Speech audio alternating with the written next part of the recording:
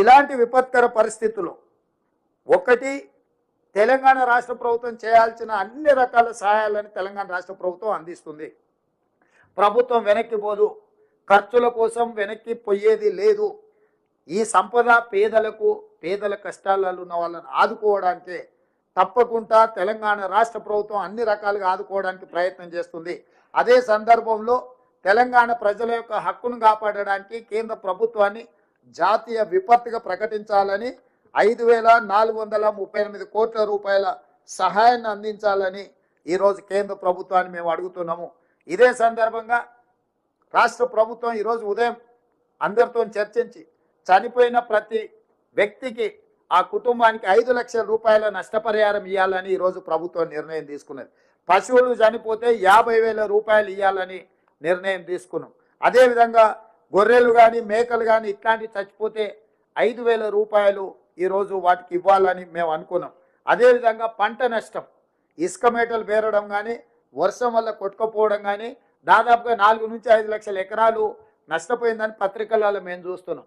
నేను రెవెన్యూ అధికారులకు, ముఖ్యంగా కలెక్టర్లకు, రాష్ట్రంలో ఉన్న వివిధ ప్రాంతాల కలెక్టర్లకు, రెవెన్యూ సిబ్బందికి, వ్యవసాయ శాఖ సిబ్బందికి తక్షణమే గ్రామాలలో పర్యటించి క్షేత్రస్థాయిలో అంచనా చేసి ఎన్ని ఎకరాలు పంట నష్టపోయింది, ప్రతి ఎకరాకు 10,000 రూపాయలు నష్టపరిహారం రైతులకు ఇవ్వాలి అని ప్రాథమికంగా ఈ ప్రభుత్వం ఒక అంచనాకు వచ్చింది.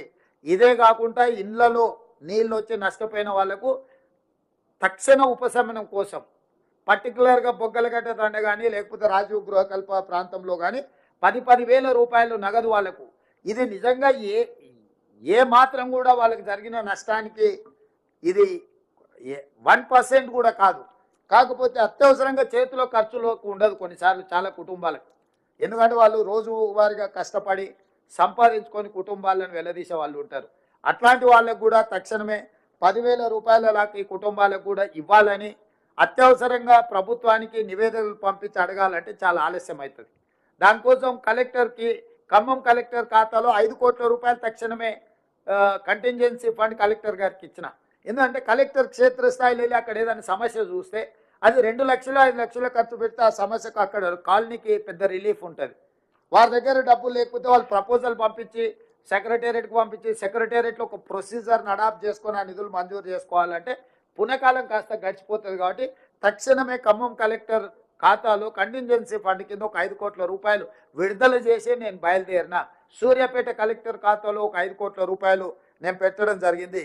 ఇంకా 3-4 ఖాతాల్లో సూర్యాపేట, మహబూబాబాద్, కొత్తగూడెం, ఖమ్మం ఇట్లాంటి కలెక్టరేట్లకు 5 కోట్ల రూపాయలు కంటింజెన్సీ ఫండ్ ఆ కలెక్టర్లకు ఇవ్వడం జరిగింది. అత్యవసరంగా కలెక్టర్ డిస్క్రిషనరీ పవర్, ఎక్కడికైనా కలెక్టర్ పర్యటనకి వెళ్ళినప్పుడు ప్రజలు ఆశిస్తారు కలెక్టర్ గారు వచ్చిందంటే మా సమస్య ఏదో పరిష్కారం అవుతుంది, మాకు ఏదో సహాయాన్ని అందిస్తారు.